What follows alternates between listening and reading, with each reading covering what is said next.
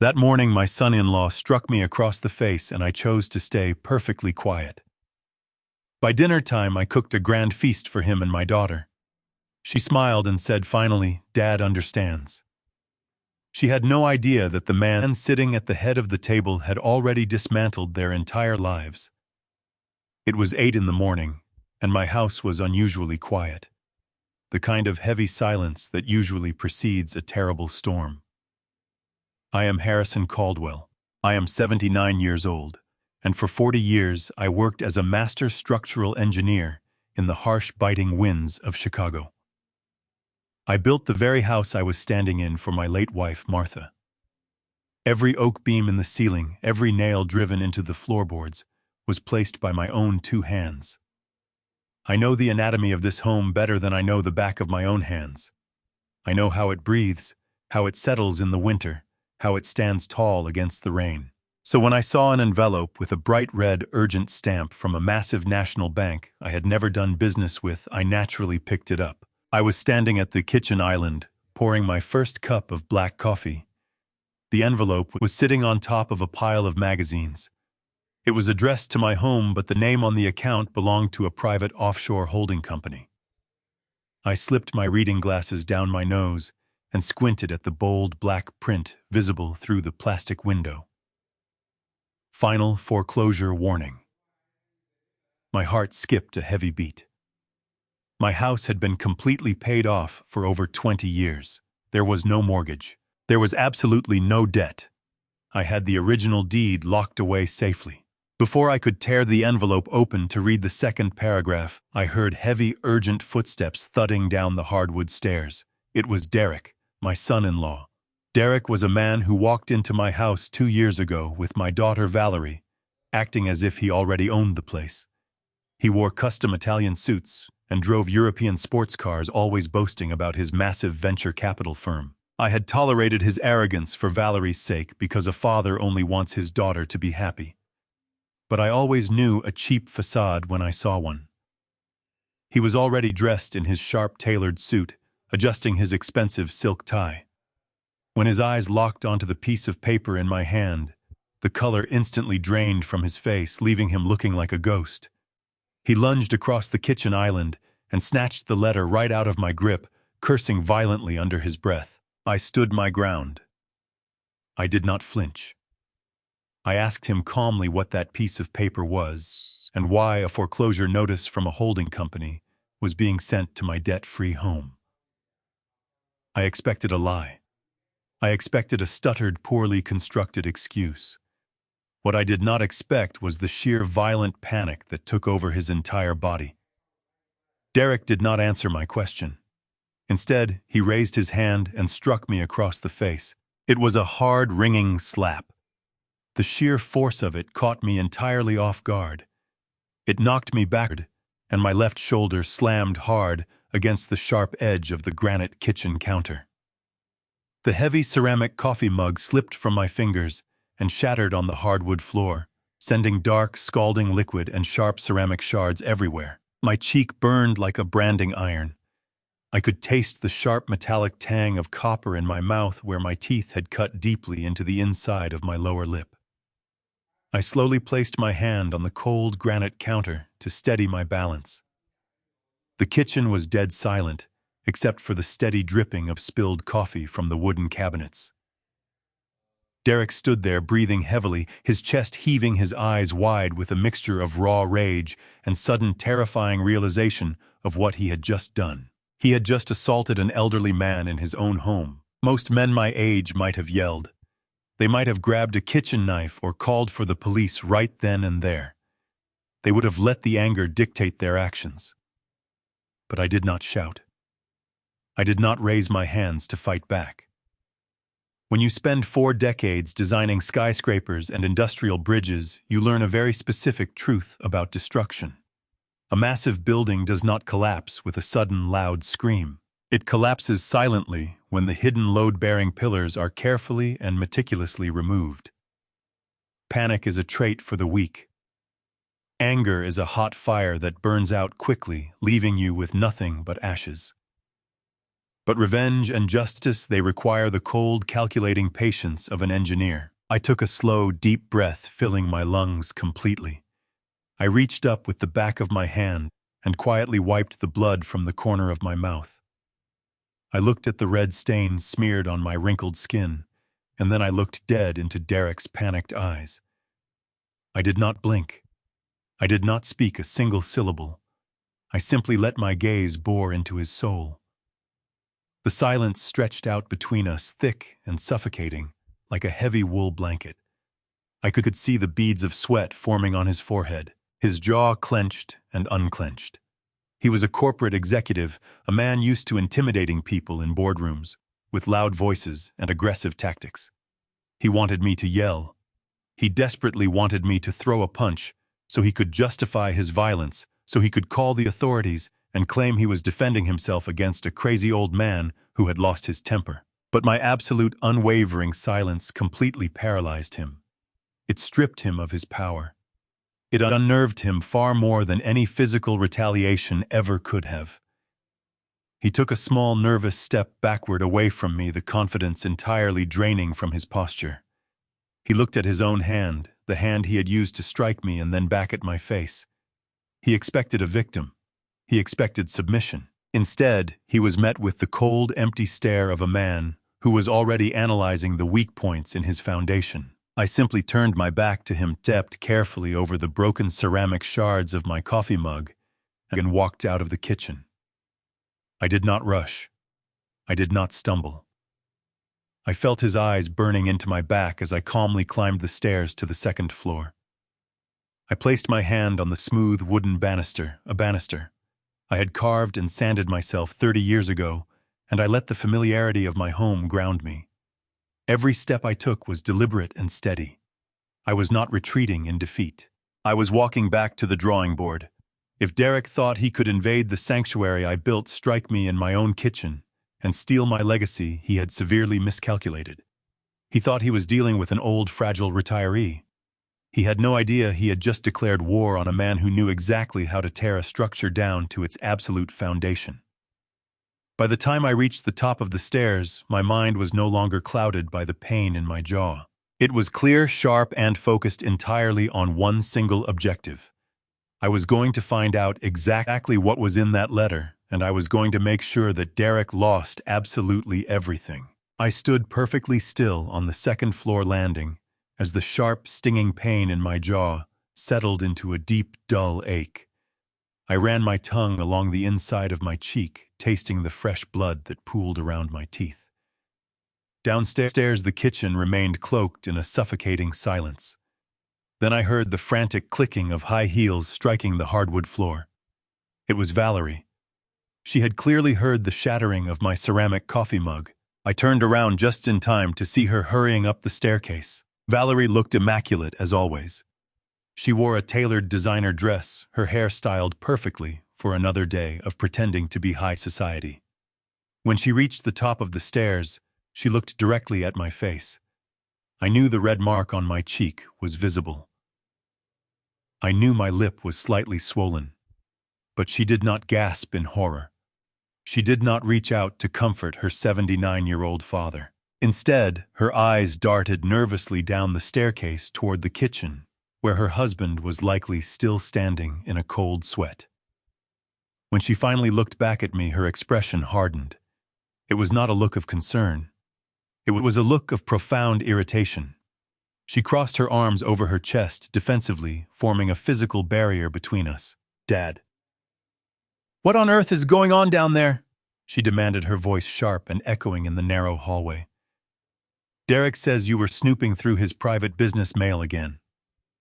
I stared at her. I looked at the daughter I had raised, the little girl I had carried on my shoulders through the harsh Chicago winters. I wanted to tell her that her husband had just struck me. I wanted to tell her that I was holding a final foreclosure warning for a home that had been entirely debt-free for 2 solid decades. But before I could form the words, Derek slowly ascended the stairs behind her. He stood a full step below Valerie, placing his hands gently on her shoulders.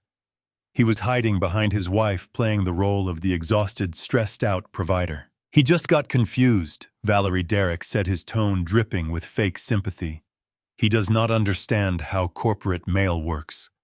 I tried to take the letter back so he would not get upset over nothing, and he lost his balance.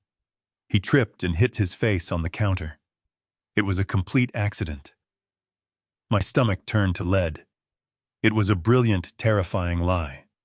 He had instantly fabricated a story that painted me as a frail, confused old man and him as the caring protector. I waited for Valerie to question him. I waited for her to look at the undeniable handprint forming on my cheek and call out his deception. But she did not. Dad, you have to stop doing this. Valerie sighed heavily, rubbing her temples as if I were a massive burden she was forced to carry. Derek is under immense pressure right now. His venture capital firm is going through a massive corporate merger this week. There are millions of dollars on the line, and he is barely sleeping. You cannot just grab documents that do not belong to you. I took a slow breath and finally spoke, my voice remarkably steady. Valerie, that envelope was from a private offshore holding company. It was a final foreclosure notice for this house. My house. Valerie rolled her eyes, letting out a harsh, dismissive laugh. That is exactly what Derek means, she said, her tone condescending and dripping with unearned arrogance. It is a clerical error from the county tax office, Dad. When Derek filed the property taxes this year, the city sent the documentation to the wrong processing department. His firm uses a holding company to manage tax liabilities for high-net-worth clients. It is just corporate restructuring. You are reading a generic automated warning that means absolutely nothing. You are working yourself up over a simple clerical mistake and causing unnecessary drama in our home. I looked deeply into my daughter's eyes, searching for the brilliant, perceptive little girl who used to help me build complex model bridges on the living room floor. She had always been so sharp, so inquisitive, but the woman standing before me now was a stranger wrapped in expensive silk and blinding denial. Derek had done more than just steal her money. He had systematically dismantled her intuition. He had isolated her in a gilded cage of false security, feeding her a constant diet of financial jargon and fabricated corporate emergencies until she completely lost her ability to recognize the truth. I could see the profound exhaustion hiding beneath her perfectly applied makeup. She was defending him not out of fierce loyalty, but out of absolute terrified desperation to keep her fragile world intact. If she admitted he was lying about the mail, she would have to admit he was lying about everything else. It was a psychological load she simply could not bear to carry. Our home. Those two words struck me far harder than Derek's physical blow ever could. I looked around the hallway. I built this house with my own hands for my late wife, Martha. I drafted the architectural blueprints on a drafting table in a cramped apartment 35 years ago. I framed these walls. I laid every single oak floorboard in this corridor. I installed the very banister Derek was currently leaning against. I sacrificed my youth working double shifts in the freezing cold so Martha could have her dream home, and so Valerie could have a safe place to grow up. Now my own daughter was standing in the center of my life's work, defending a man who had just assaulted me and claiming this structure belonged to them. The emotional pain was a crushing weight in my chest. But a structural engineer is trained to ignore the decorative facade and focus entirely on the load-bearing columns. My analytical mind began to dissect Valerie's excuse with cold, brutal precision. Her lie was poorly constructed. It was built on a foundation of sand. I spent my entire career managing large-scale municipal contracts in Chicago.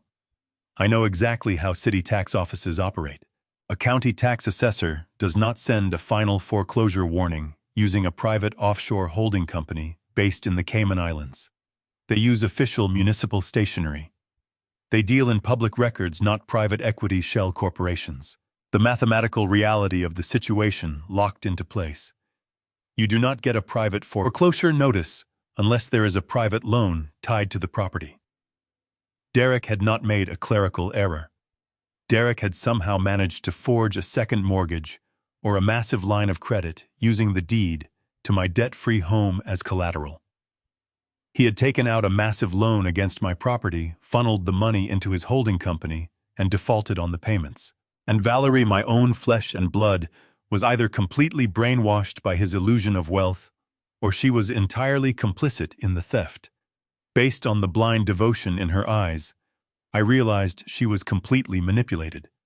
She believed his lies because she was addicted to the luxurious lifestyle he promised her. The conflict had instantly shifted.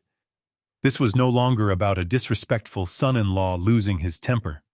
This was a massive, calculated financial conspiracy. They were trying to steal my home, my legacy, and my financial independence. Derek stood behind Valerie, watching me closely. He was waiting for me to argue.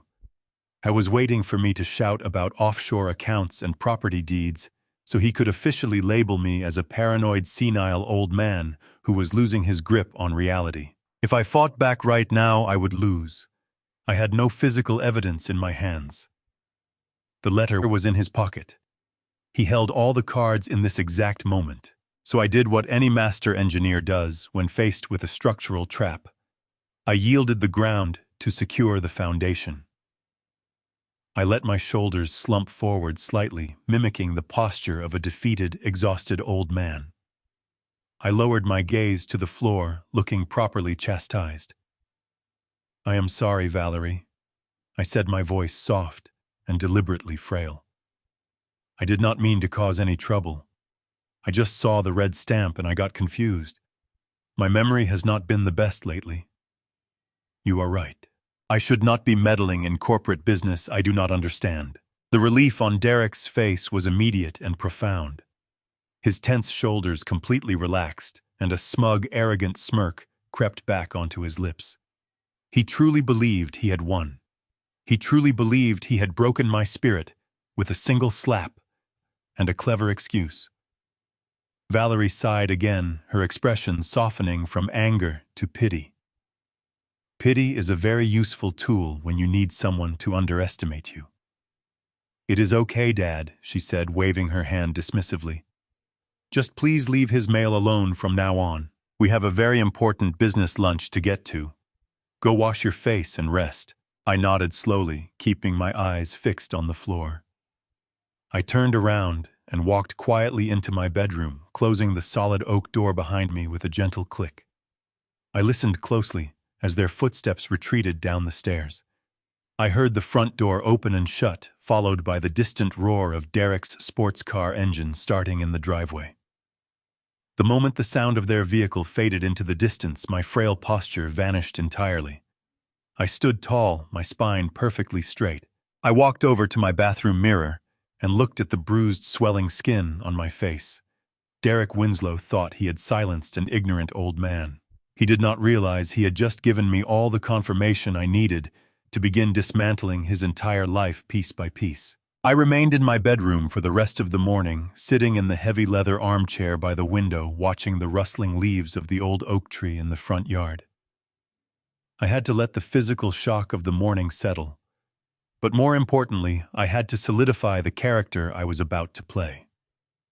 A master engineer knows that if you want to inspect a failing structure without triggering a collapse, you must tread incredibly lightly. When dinner time finally rolled around, I walked out of my room with a slight shuffle. I kept my shoulders bowed and my gaze lowered perfectly, embodying the frail, apologetic father Valerie and Derek expected to see. They were sitting at the large mahogany dining table, picking at their salads in a tense silence. When I pulled out my chair, Derek stiffened, but I immediately offered a weak, trembling smile. I apologized again for my meddling. I told them I was just a confused old man who had spent too much time worrying about things he no longer understood. I promised to let Derek handle all the financial mail from now on. The visible wave of relief that washed over my son-in-law was almost comical. He nodded magnanimously, offering a fake apology for losing his temper, blaming the immense stress of his corporate merger. But while my posture was submissive, my senses were operating at maximum capacity. My gut was screaming like a blaring siren. Over the next 48 hours, I began to observe Derek with the meticulous precision of a building inspector, searching for microscopic stress fractures.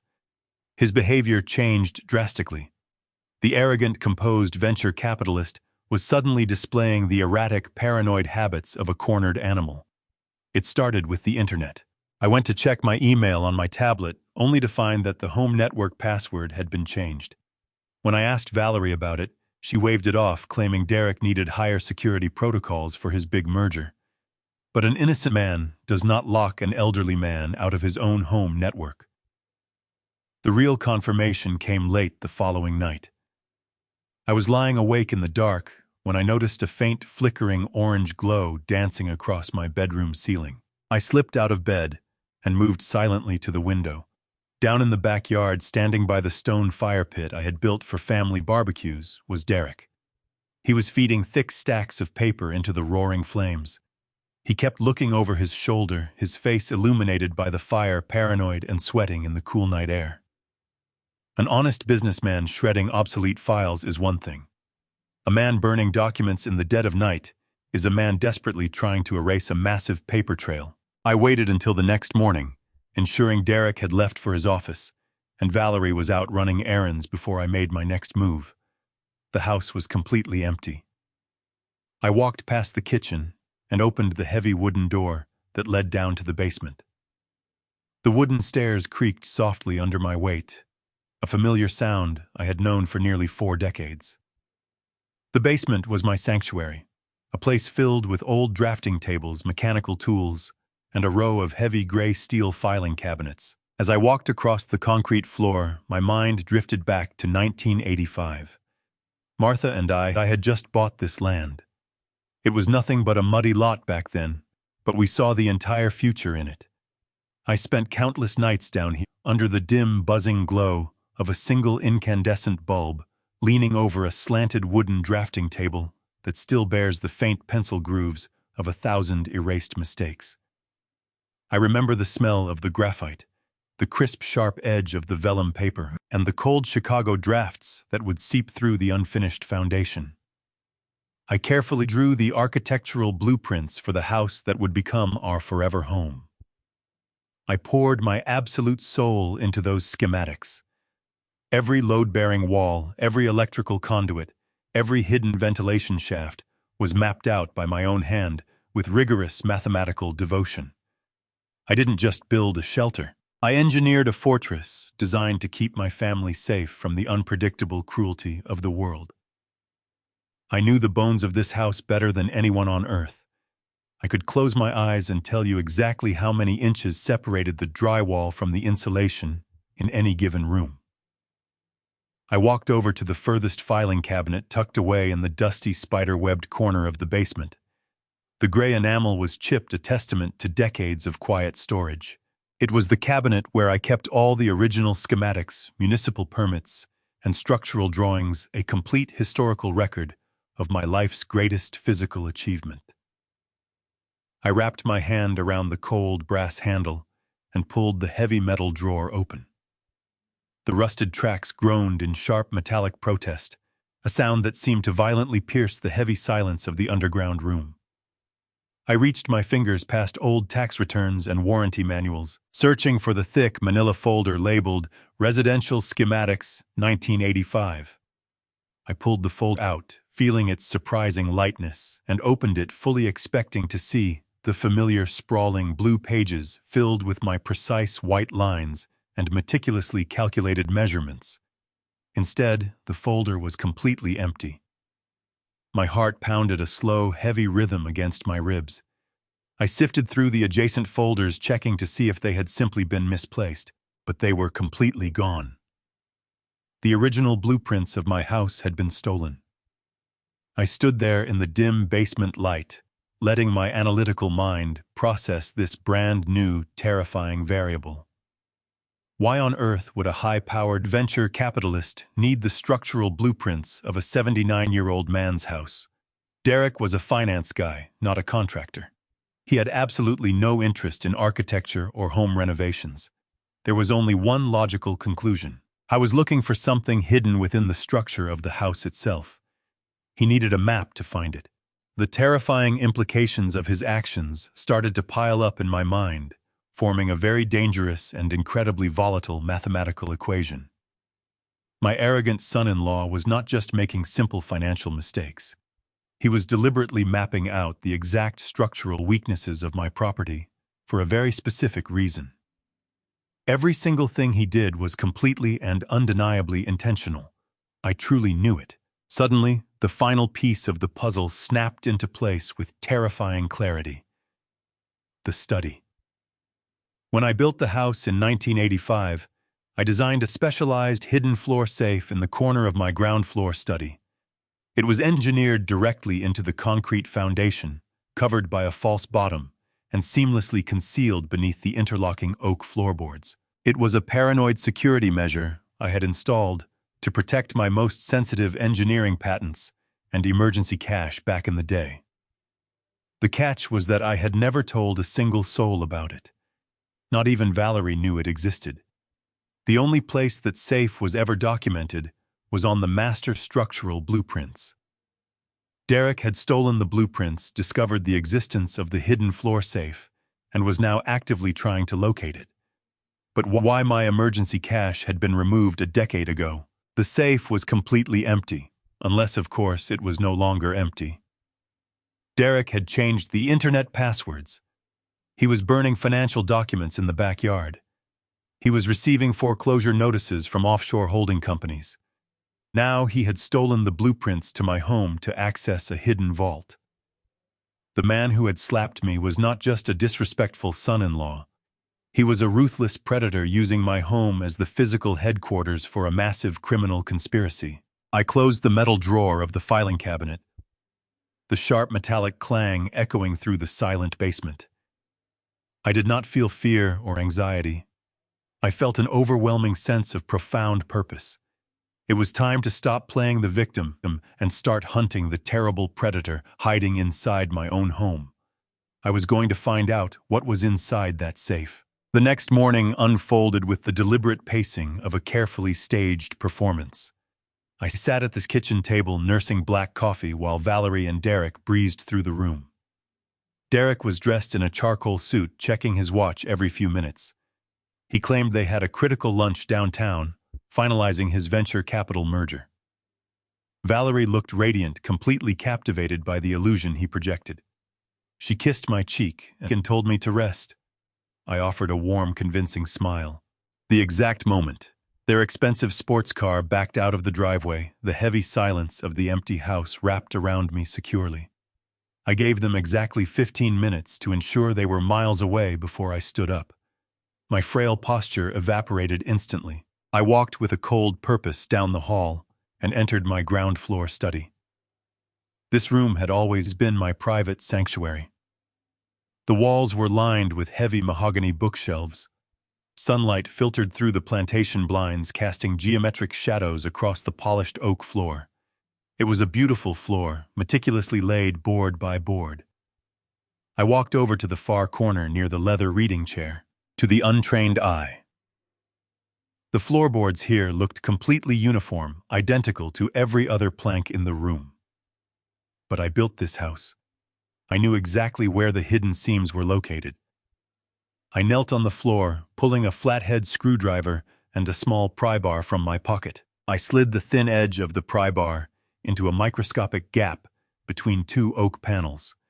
With a gentle, practiced twist of my wrist, the locking mechanism, hidden beneath the wood, released with a soft, metallic click. I carefully lifted 3 connected floorboards, setting them aside. Beneath the wood lay the concrete foundation, and embedded directly into that solid concrete was the heavy steel door of the concealed floor safe. My breath caught slightly in my throat as I looked down.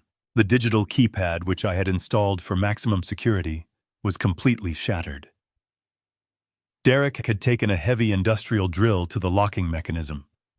Metal shavings and gray concrete dust were scattered across the floor. He had forcefully gutted the lock. The sheer brutality of the damage was almost insulting to look at. A violent, jagged hole had been bored directly through the hardened steel plate, destroying the delicate internal tumblers and severing the electronic wiring of the keypad. It was the sloppy, desperate work of an amateur who relied on brute force rather than intellect.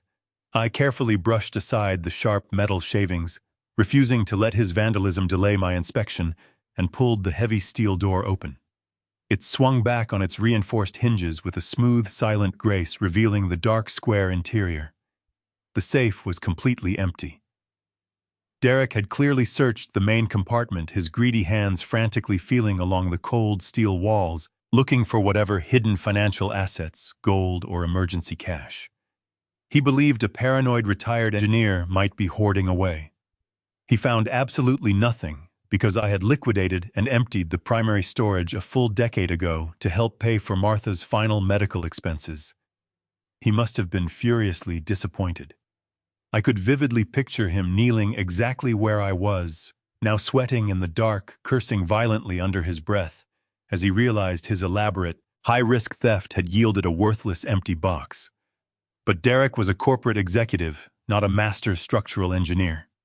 He understood the complex manipulation of balance sheets, the aggressive leveraging of offshore tax shelters, and the art of corporate deception.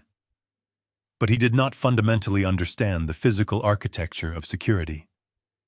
He possessed a two-dimensional mind in a three-dimensional world. He never once considered the possibility of a secondary, seamlessly integrated layer. I reached my hand down into the empty steel box, pressing my sensitive fingertips against the cold, smooth metal floor. I closed my eyes, relying entirely on muscle memory, and felt for the two recessed Phillips head screws located in the far back corners. To the untrained eye, they looked exactly like standard heavy-duty mounting hardware, designed to anchor the safe directly to the concrete foundation. They were disguised in plain sight. I used the flat edge of my pry bar to turn the left screw exactly 1/4 turn clockwise and then shifted to the right, screw turning it a precise half-turn counterclockwise. The internal pneumatic locking mechanism released. The false metal bottom of the safe popped up silently on hidden spring-loaded hinges, revealing a cavity no larger than a cigar box. I lifted the false floor and peered into the narrow, pitch-black secondary compartment beneath it. My heart pounded a steady, relentless rhythm against my ribs. Sitting in the dark, hidden space, resting on a bed of anti-static foam, was a sleek black, solid-state external hard drive. Derek had used the very safe he violently violated to hide his own digital secrets. It was a display of sheer, staggering arrogance. He had invaded my home, stolen my blueprints, destroyed my property, and then used my own hidden vault as his personal storage locker. He believed he was the smartest man in the room. He assumed I would never discover the safe, and even if I did, I would only see the empty top compartment. He left his most sensitive data physically buried inside my foundation. I pulled the black hard drive from the compartment and slid the false bottom back into place. I secured the locking screws, closed the heavy steel door, and carefully replaced the oak floorboards. In less than 2 minutes, the study looked exactly as it had when I entered. I took the hard drive upstairs to my bedroom and locked the door behind me. I pulled my old laptop from the closet. During my final 10 years in the industry, I was contracted to design physical security layouts for federal courthouses in Chicago. You do not work on federal projects without learning how digital infrastructure operates. I had maintained certain tools from those days, including a specialized bootable flash drive designed to bypass basic operating system encryption. I plugged Derek's hard drive into the port and inserted my flash drive.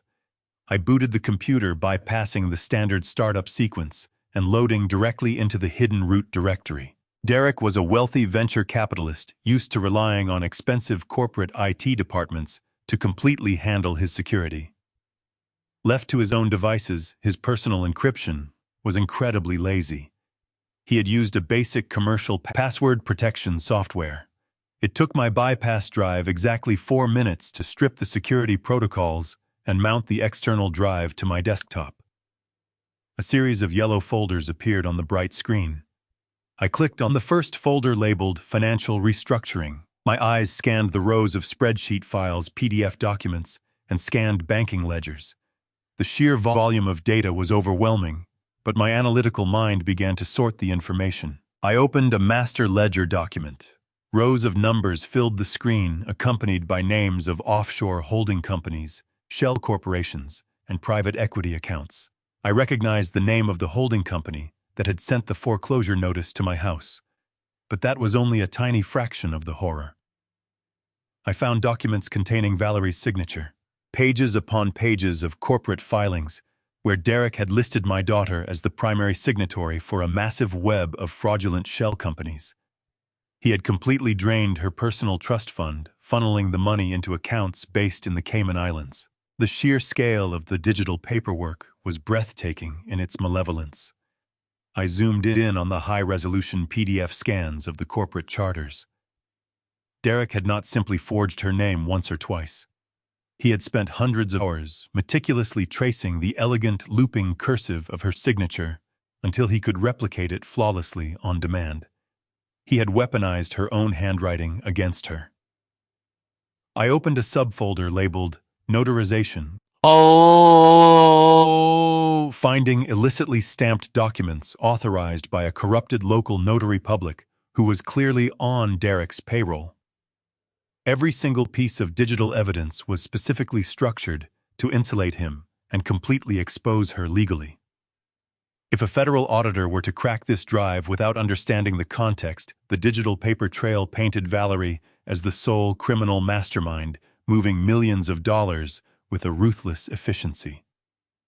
He had built a flawless guillotine, completely automated it, and placed his own wife's head directly on the block. My hands gripped the edge of the desk as the reality of the situation locked into place. Derek was not just a greedy son-in-law making bad financial bets. He was a professional, highly organized criminal. He had systematically stolen every asset tied to our family. He had forged a second mortgage on my debt-free home, and he had legally framed Valerie for the entire corporate fraud. He was setting her up to take the fall for his massive embezzlement, but the deeper I dug into the files, the more terrifying the conspiracy became. I opened a folder labeled Exit Strategy. Inside, I found travel documents. There was a flight itinerary booked for a private charter plane, leaving a local airstrip tonight at 11 o'clock. Tonight. The urgency hit me like a physical blow. He was fleeing the country today. But the passenger manifest did not list Valerie. It listed Derek Winslow and a woman named Monica. I was leaving my daughter behind to face federal prison while he escaped to a non-extradition island with his secret mistress and millions of dollars in stolen funds. The slap this morning, the fake business lunch, the burning documents. It was all part of his final rapid exit. I stared at the bright screen, my chest tight with a cold, burning rage. He wasn't just stealing our money.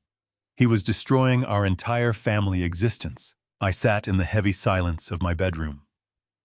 The bright glow of the laptop screen cast long, dark shadows against the walls. The flight itinerary glared back at me. It was a digital death sentence for the future of my daughter. Derek was leaving on a private charter at 11 tonight with a woman named Monica. I was leaving Valerie to face the crushing weight of federal fraud charges. But as a structural engineer, when you discover a massive crack in a foundation, you do not immediately run away. You dig deeper into the concrete to find the absolute source of the failure. I knew Derek was arrogant, but his meticulous nature suggested there were still missing variables. He was leaving behind millions of dollars in defaulted loans tied to the name of my daughter. A man like Derek would not just leave messy financial threads that could lead federal investigators to his offshore sanctuary. He needed an immediate injection of clean capital to balance the corrupted ledgers and secure his total disappearance. I clicked out of the travel folder and opened his encrypted email client. My eyes scanned the endless rows of corporate communications, searching for any anomaly. I found a subfolder buried deep within his archived messages. I opened it. Inside was a series of heavily encrypted communications dating back exactly 6 months. My hands remained perfectly steady as I opened the primary policy document. It was a comprehensive, accelerated life insurance policy. The primary insured party was me. The sole beneficiary listed on the account was the offshore holding company Derek had established under the forged signature of my daughter. I scrolled down to the payout section. The policy was valued at a staggering $5 million. My breath slowed to a quiet, measured rhythm as I analyzed the specific clauses. The policy contained a rapid payout provision but for the death by natural causes, specifically targeting sudden cardiac events. Derek had not just stolen my savings and my home. He had placed a literal price tag on my life. He was calculating my death as the final asset required to fund his permanent escape. But possessing a life insurance policy was only half the equation. Derek needed a trigger to activate the payout. I returned to the email threads and found a recent exchange with a contact simply listed as Dr. Evans. The emails were brief-coded and chillingly transactional. I read through the messages tracing the timeline of their conversations over the past few weeks. This man was not a practicing family physician. He was a corrupt medical examiner on the clandestine payroll of my son-in-law. He was someone willing to sign off on official certificates for the right price. The earlier emails discussed my fabricated medical history. Derek was building a medical paper trail to justify a sudden tragic demise. He was laying the groundwork for a perfectly believable narrative. An elderly man stressed by family issues quietly passing away in his sleep from natural causes. No autopsy required, no police investigation. Just a swift signature on a death certificate and a $5 million wire transfer to an untraceable account. Then I found the most recent email. It had been sent at 7 this morning, exactly 1 hour before Derek had struck me in the kitchen.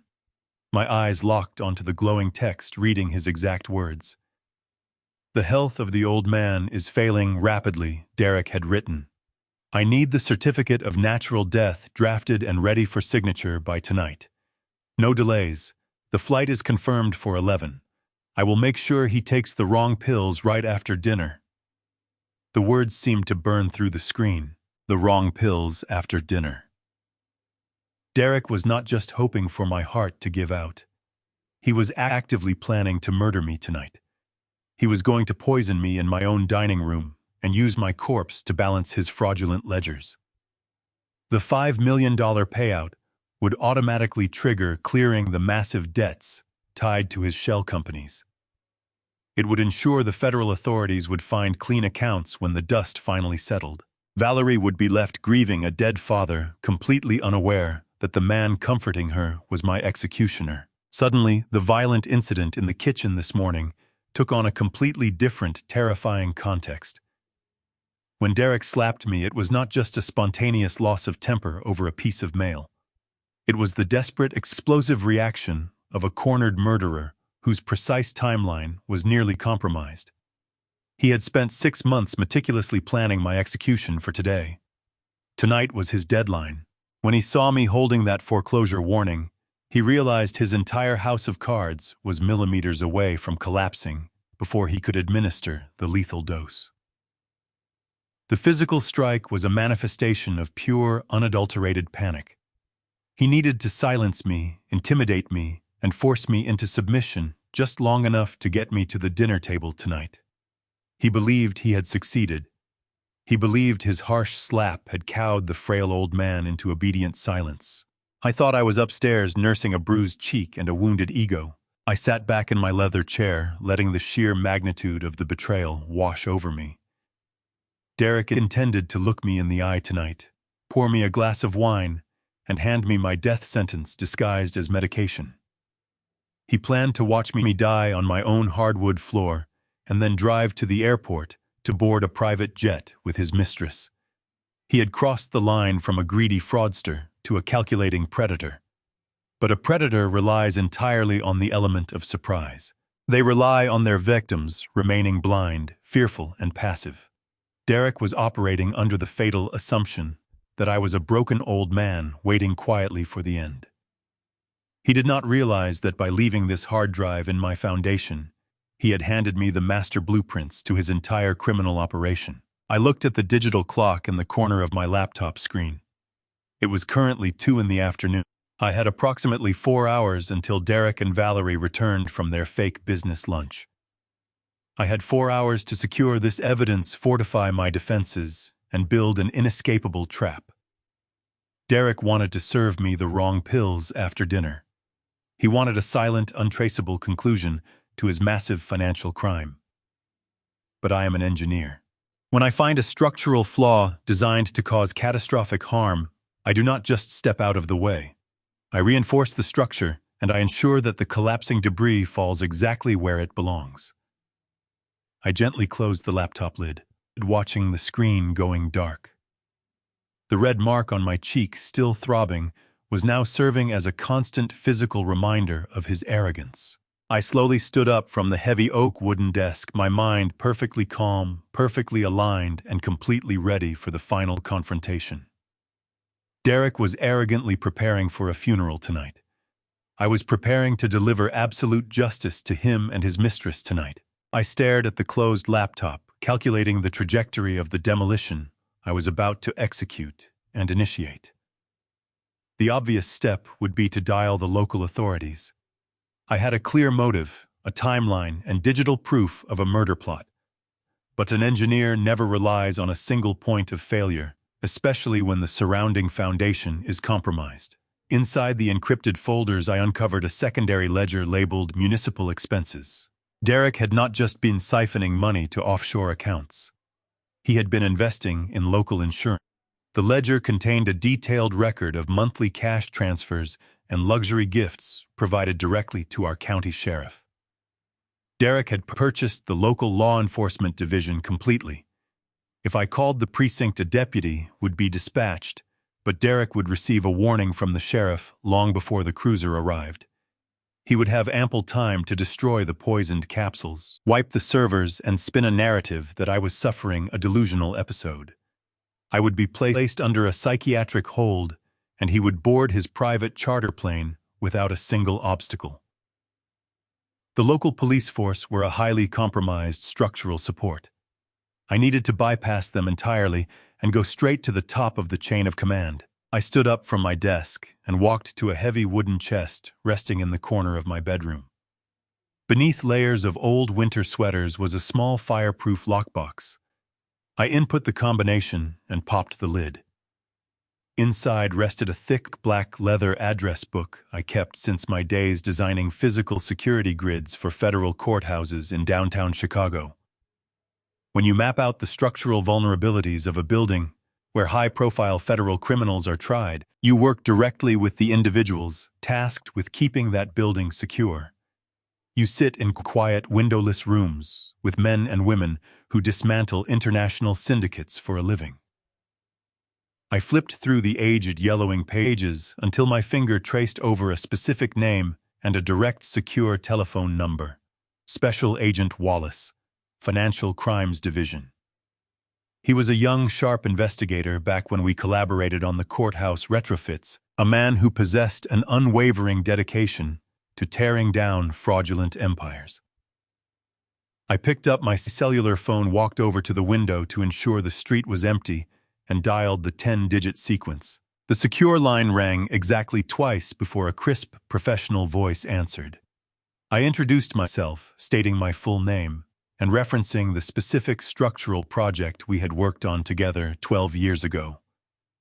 There was a brief pause on the other end of the line. Then the rigid professionalism in the agent's voice softened into genuine recognition. He remembered me perfectly. He remembered the old engineer who had found a critical weakness in the underground parking garage that could have compromised a major federal trial. I did not waste time with pleasantries. I told him I needed his immediate attention, and I told him I had secured a localized hard drive belonging to Derek Winslow. The silence that followed my statement was absolute. For a moment, all I could hear was the faint static of the cellular connection.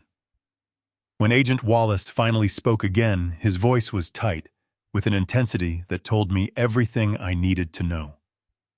He asked me to repeat the name. I did. He let out a low, heavy breath. He revealed that the Federal Bureau had been tracking Derek and his so-called venture capital firm for 14 excruciating months. They knew he was running a massive, sophisticated Ponzi scheme. They knew he was laundering millions of dollars through offshore shell corporations. But Derek was incredibly meticulous with his digital footprint. Every time the Bureau moved in to audit his public servers, they found immaculate, perfectly balanced ledgers. They suspected he kept a shadow drive, an isolated physical ledger containing the true accounts, but they could never secure the probable cause needed to tear his properties apart to find it. They were hitting a solid brick wall, and they were terrified he was preparing to flee the jurisdiction before they could secure an indictment. I told Agent Wallace he no longer needed to worry about a brick wall. I told him I possessed the exact sledgehammer required to break it down. I explained that the shadow drive had been physically hidden inside the concrete foundation of my own home, secured beneath a false floor inside a gutted safe. I kept the phone pressed to my ear as I initiated a highly secure encrypted file transfer protocol that Wallace guided me through. As the loading bar on my screen slowly filled, transmitting gigabytes of devastating criminal evidence directly to the federal database, I told Wallace the rest of the story. I told him about the stolen trust fund, the forged second mortgage, and the fraudulent documents, positioning my daughter to take the ultimate legal fall. Then my voice dropped an octave, growing cold and sharp. I told him about the $5 million accelerated life insurance policy. I told him about the corrupt medical examiner, the scheduled 11 o'clock private charter flight, and the specific email demanding the certificate of natural death by tonight. I explained that my son-in-law was planning to poison me at the dinner table in exactly 4 hours. The silence on the other end of the secure cellular connection grew so incredibly dense I could practically hear the gears turning in the federal agent's mind. "Harrison," Wallace finally said, his voice dropping into a deadly hushed register that sent a shiver down my spine.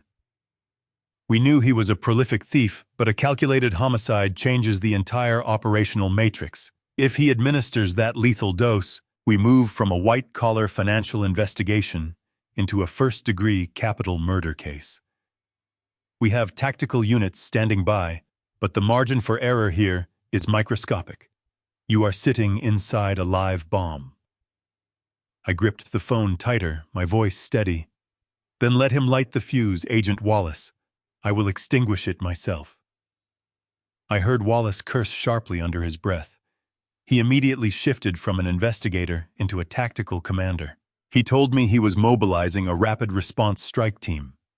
He promised to have heavily armed federal agents swarming Derek's corporate office within the next 30 minutes to take him into custody before he could even think about heading to the airstrip. I stopped him right there. I gripped the edge of my desk, looking at the red, swollen mark on my face reflected in the dark glass of the window. "No," I said, my voice echoing with absolute authority in the quiet room. "You do not arrest him at his office. If you take him down in a corporate lobby, he maintains his arrogant facade. He will call his expensive defense attorneys, he will post bail, and he will look at my daughter and spin another brilliant, manipulative lie about government overreach. He will play the victim, and Valerie will spend the rest of her life doubting the truth. I cannot allow that to happen." I calmly told Agent Wallace I needed to execute this demolition on my own terms. I requested one specific non-negotiable favor. I told him to let Derek leave his office freely, without any suspicion. Let him firmly believe his plan is working flawlessly. Let him walk through my front door, sit down at my dining room table, and attempt to serve me my own death. I want him to look me directly in the eye when his entire world burns completely to ashes. I have a very important point to make, I told the federal agent. Wallace remained quiet for a long moment, processing the immense risk of the operation. Finally, with a heavy sigh, he agreed. The counter trap was finally and officially set in stone forever. Now there was another loose thread that needed to be pulled before the entire structure could come crashing down. I opened my laptop once more and navigated back into the decrypted root directory of Derek's hidden hard drive. I needed to understand the exact mechanics of his escape plan before I faced him at the dinner table. I clicked open the folder containing the flight itinerary and the passenger manifest for the private charter scheduled to leave at 11 o'clock tonight. There it was again. 2 tickets. One for Derek Winslow and one for a woman named Monica. I opened a subfolder labeled with her first name and found a meticulously organized collection of digital documents. There were high-resolution scans of her passport, her driver identification, and most importantly, the routing numbers for a joint offshore bank account established in both of their names. Derek had been using this specific account as a temporary holding vault for the millions he had siphoned directly from Valerie's trust fund. But as I scrutinized the digital ledger attached to Monica's file, my trained engineer's eye caught a massive structural discrepancy in the accounting. The balance in their joint offshore account was currently listed as absolute zero. Derek had not left the stolen millions sitting in a shared vault stairs and struck me in the kitchen. He had executed a massive and final wire transfer. He had drained every single penny from the joint account he shared with Monica and moved the entire sum into an encrypted, untraceable private equity fund registered solely under his own name. The sheer cruelty of his mathematical equation became perfectly clear to me in that quiet room. Derek was never planning to take Monica to the non-extradition island to start a new life. She was nothing more than a convenient temporary vessel for laundering his stolen capital across international borders. He was going to use her to get through the airport security checkpoints, board the private charter plane alone, and abandon her on the dark tarmac just as the federal authorities descended upon them. He was setting her up to be the secondary fall guy right alongside my heavily manipulated daughter. I found her personal cellular number listed in small print at the bottom of a scanned international tax document. I picked up my phone and dialed the digits carefully. I did not feel a single ounce of anger toward this woman. In the grand architecture of Derek's massive fraud, she was simply another unwitting load-bearing pillar he planned to completely demolish to secure his own escape. The line rang 3 times before a bright, cheerful voice answered the call. She sounded youthful and entirely unburdened, completely oblivious to the catastrophic collapse heading her way at lightning speed. I did not introduce myself as the father of the woman whose husband she was actively stealing in the shadows. I kept my voice perfectly level, radiating the cold and calm authority of a man who held all the blueprints to her destruction. I asked if I was speaking to Monica. She confirmed her identity immediately, though her tone shifted slightly to reflect a mild and polite confusion. I told her to listen to me very carefully and absolutely not to hang up the phone under any circumstances. I informed her that I possessed the complete and unredacted digital ledgers for the offshore shell corporations established by Derek Winslow. I heard a sharp, sudden intake of breath on the other end of the cellular line.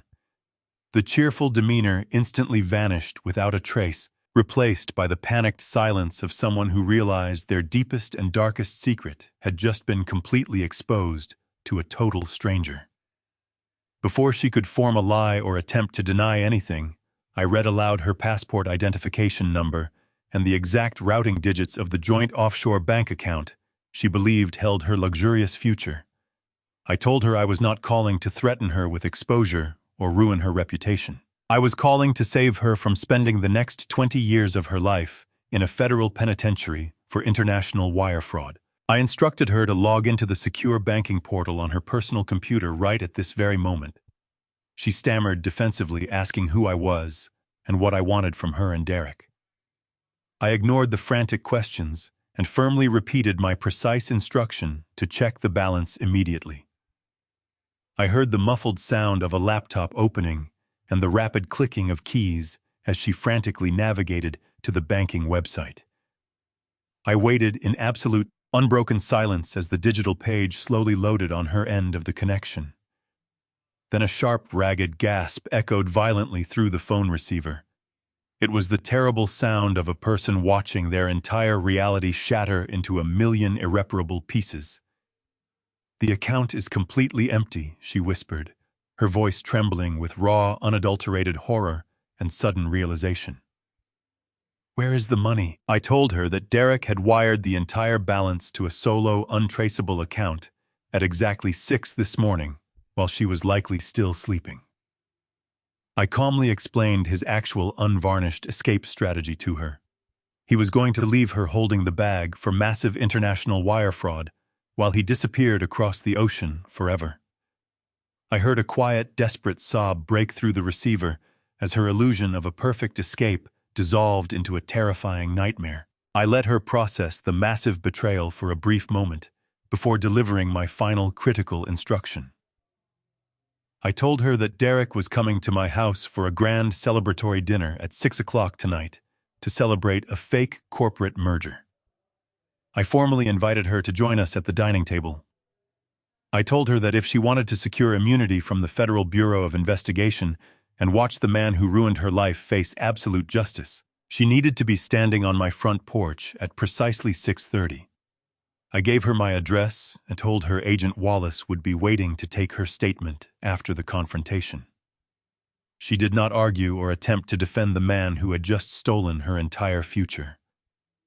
Through her quiet tears and shuddering breaths, she simply whispered a single word of confirmation, promising she would be there. I ended the call and placed my phone gently onto the solid oak surface of my desk. The architectural framework of my retribution was now perfectly constructed and entirely reinforced from every possible angle. Derek Winslow believed he was the brilliant mastermind, controlling all the moving parts of his life and my death. He had no idea that all his carefully isolated victims were about to converge in my dining room tonight. I closed my eyes, took one final deep breath, and turned my focus toward the heavy task of preparing the final dinner. I remained in my bedroom, waiting for the distinct hum of Derek's sports car to pull into the driveway. When the heavy front door finally opened, the sound of cheerful laughter echoed up the wooden staircase. It was Valerie. Her voice carried a bright, buoyant energy that I had not heard in months.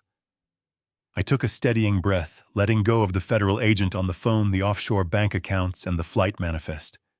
I had to become the frail, repentant father once more. I slowly descended the stairs, gripping the wooden banister tightly to sell the illusion of my advanced age. When I reached the bottom step, I saw them standing in the grand foyer. Valerie was practically glowing. She had her arm wrapped tightly around Derek's waist, beaming up at him, with a look of absolute, uncritical adoration. Around her neck rested a brand-new glittering diamond necklace. The diamonds caught the afternoon light streaming through the transom window, scattering tiny rainbows across the painted walls. My chest tightened. I knew exactly how that necklace had been purchased. It was paid for with the drained remnants of her own trust fund, a hollow trinket bought with stolen capital to keep her completely blinded to the impending catastrophe. Derek stood beside her looking immaculate and thoroughly exhausted. He wore a perfectly tailored suit, but I could see the rigid tension in his jaw and the slight nervous twitch in his left hand.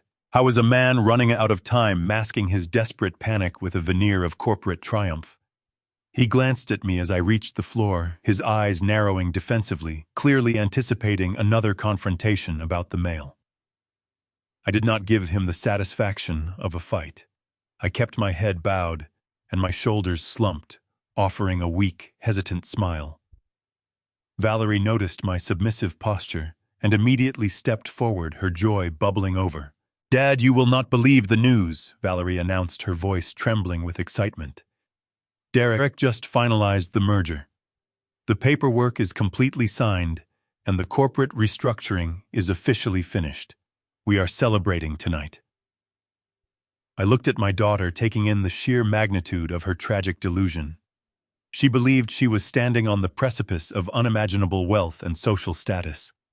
She truly thought her husband had secured their future for the rest of their lives. The irony was a bitter physical weight in the back of my throat. She was completely oblivious to the fact that the merger was a fabricated lie designed to explain the sudden movement of massive capital. She did not know that in less than 6 hours she would be millions of dollars in debt. She had no idea that federal agents were currently staging a strike team to arrest her for international wire fraud, all because her husband had forged her signature on dozens of illegal shell companies. She believed she was a corporate queen, while in reality, She was the designated sacrificial lamb. Derek was planning to leave her to face the full wrath of the federal justice system while he sipped expensive cocktails on a tropical beach with his secret mistress. I looked past Valerie and met Derek's eyes. He was watching my reaction with the calculating intensity of a predator judging its prey. He needed me calm. He needed me compliant.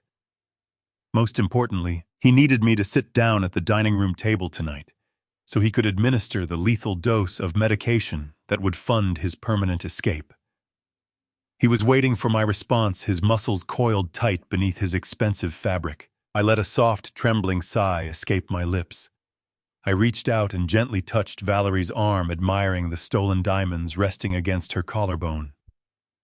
"That is wonderful news, sweetheart," I said, my voice wavering perfectly to mimic the fatigue of an old, broken man. "I am so incredibly proud of you both." I then turned my gaze directly to Derek. I forced myself to look vulnerable, defeated, and entirely stripped of any remaining pride.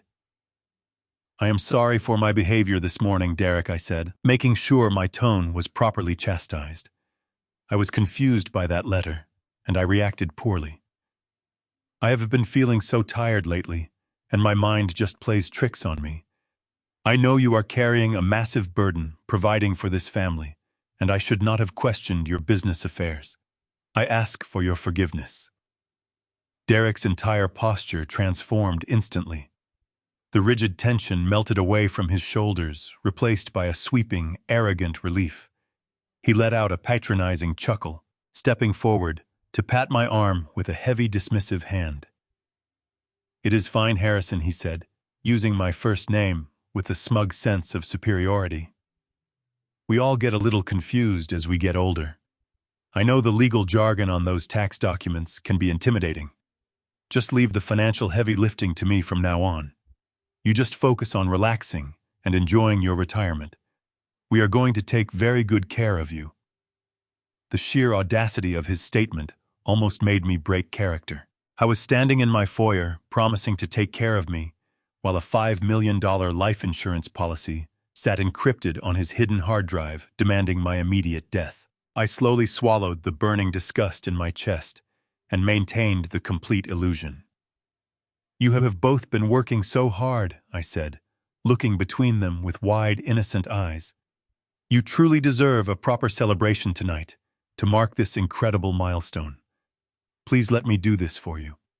Let me cook a grand feast for dinner tonight to celebrate your success. I want to prepare the prime rib roast and sides you love.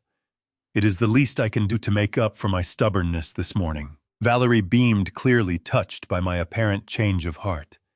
She stepped forward and wrapped her arms around me in a tight hug.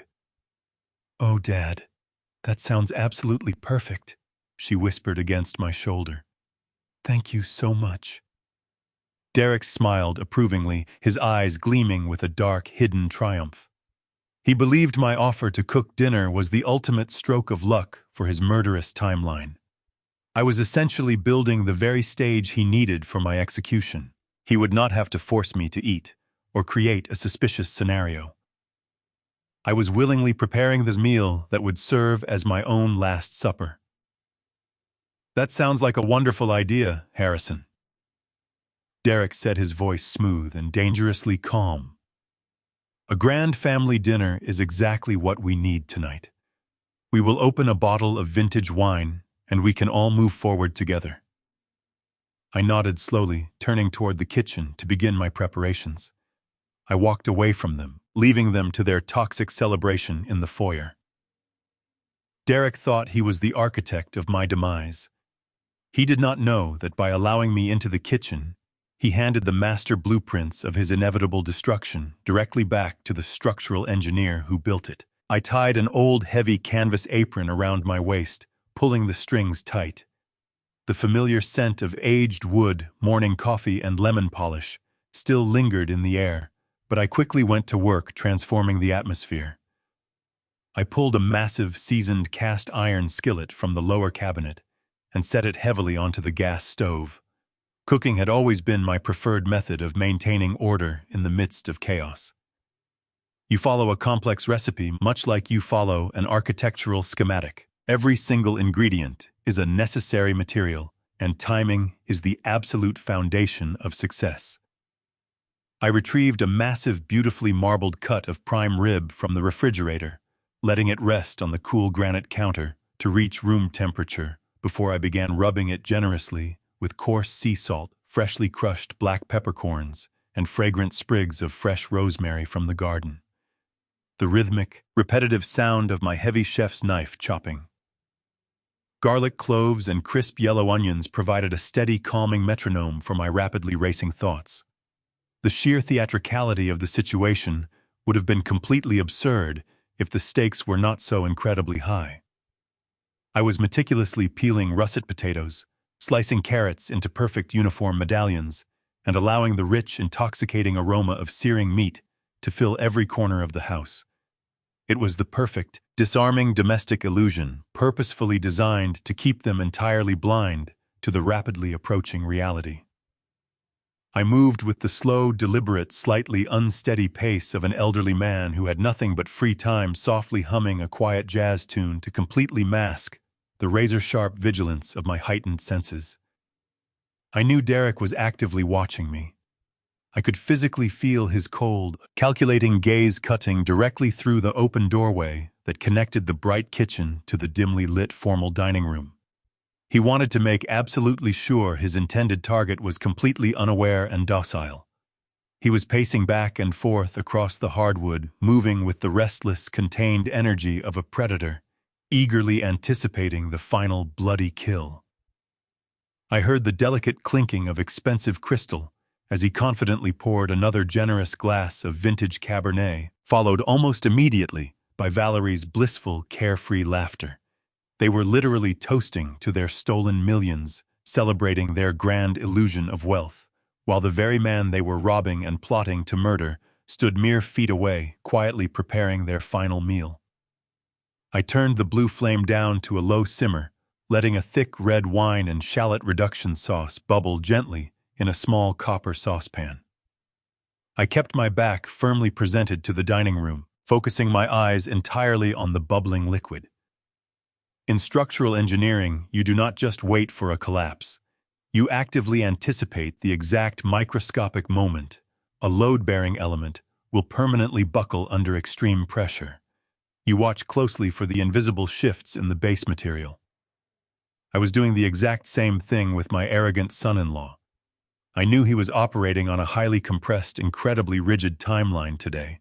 The private charter flight was scheduled for 11 o'clock tonight at the local airstrip. He needed the corrupt medical examiner's certificate signed immediately to clear the insurance payout, which meant my sudden tragic cardiac event had to occur precisely on his specific, predetermined schedule. He could not afford a single unpredictable delay or a lingering death.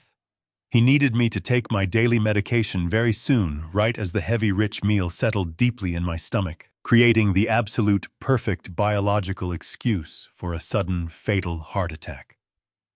I began to set out the polished silver serving platters, arranging the roasted root vegetables with meticulous, unhurried care, silently waiting for his inevitable approach. I saw his shadow fall across the kitchen threshold. Derek stepped slowly into the room, holding his half-empty wine glass and a glass of ice water. His expensive leather shoes made no sound on the hardwood floor. He walked over to the kitchen island, projecting a false aura of helpful domesticity. "It smells incredible in here, Harrison," he said, his voice entirely devoid of the violent rage he had displayed this morning. "You really outdid yourself for us tonight." I offered him a warm smile, wiping my hands. "I wanted to make absolutely sure everything was perfect for Valerie today," I replied, my voice carrying just the right amount of frail, elderly sincerity to sell the act completely.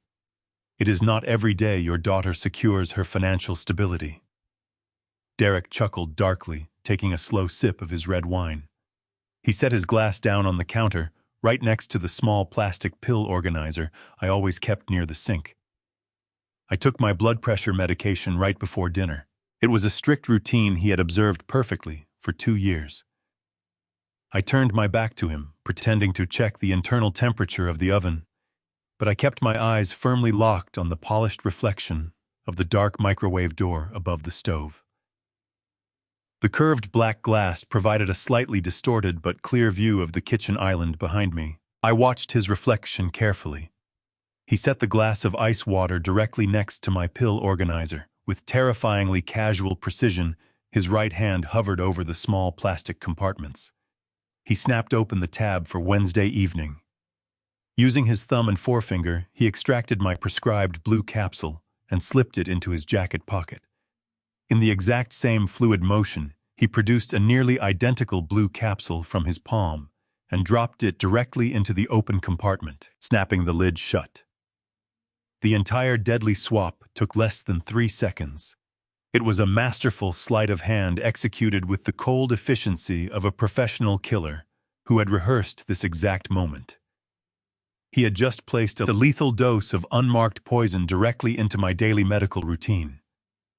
He turned back around, leaning casually against the counter, as if he had done nothing more than admire the wall tile. I took a deep breath, letting the intense heat of the open oven wash over my face before closing the door. I turned back around, acting completely oblivious to the horrific execution he had just arranged behind my back. I walked over to the island and picked up the glass of ice water. "Thank you for bringing this over, Derek," I said, offering a weak, grateful nod. "Standing over that hot stove all afternoon really takes the energy out of you. I need to take my pills right now before we finally sit down to eat." The sinister smirk that crossed his face was chilling. It was a look of pure triumph from a man who believed he had just successfully committed the perfect, undetectable murder. "Take your time, Harrison," he said softly, his dark eyes dropping to the pill organizer for a fraction of a greedy second. "We want you to be healthy and strong for the celebration. I will go back out there and help Valerie set out the silverware for the main course." He turned slowly and walked out of the kitchen, his confident strides echoing down the narrow hallway toward the dining room. The second his shadow completely disappeared from the wall, the trembling old man facade vanished into thin air. I moved with rapid clinical precision. I reached deep into the front pocket of my trousers and pulled out a small plastic evidence bag provided directly to me by Agent Wallace earlier that afternoon. I quietly snapped open the Wednesday compartment of my pill organizer and carefully tipped the lethal substituted blue capsule directly into the sterile plastic bag, sealing the zip tight. I slipped the deadly chemical evidence deep into my secure pocket, legally and physically, securing the absolute proof of his attempted first-degree murder. I then reached into my other pocket, retrieving a small white breath mint that was roughly the exact same size and shape as my required medication. I dropped the mint into the empty compartment and snapped the lid shut. The trap was now physically, legally, and permanently set in stone. With the evidence safely secured deep inside my pocket, I took a steadying breath and smoothed my canvas apron. The heavy aroma of roasted rosemary, garlic, and seared beef filled the kitchen, creating a masterfully deceptive atmosphere of domestic warmth. I picked up thick cotton oven mitts and pulled the massive prime rib from the roasting rack.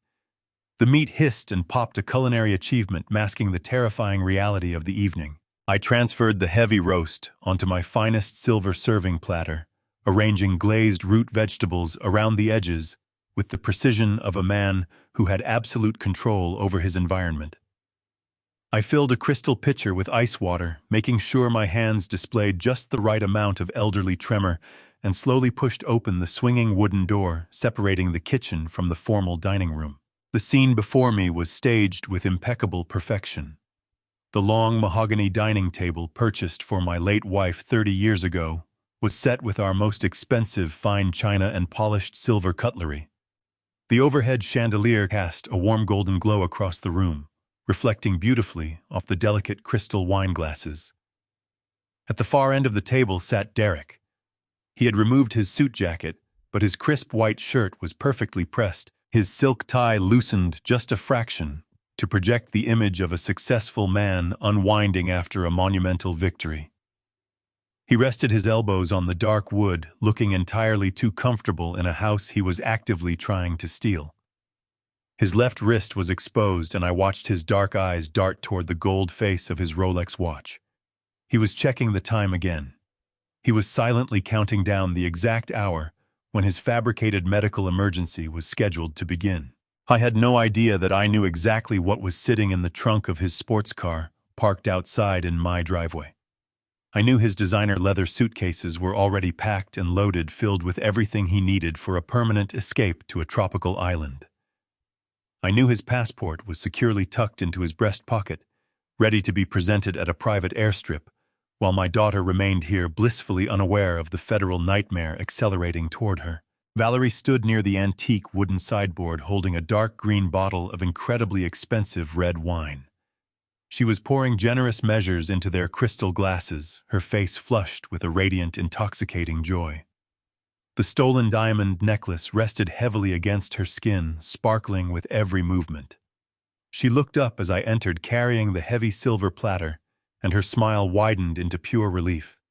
She truly believed the storm had passed, totally oblivious to the catastrophic hurricane preparing to make landfall directly inside our home. I walked slowly toward the center of the room, playing the role of the devoted patriarch. I lowered the heavy silver platter onto the heat-resistant mat in the middle of the table. The prime rib looked magnificent. I removed my canvas apron, folded it neatly, and draped it over the back of my chair before taking my seat.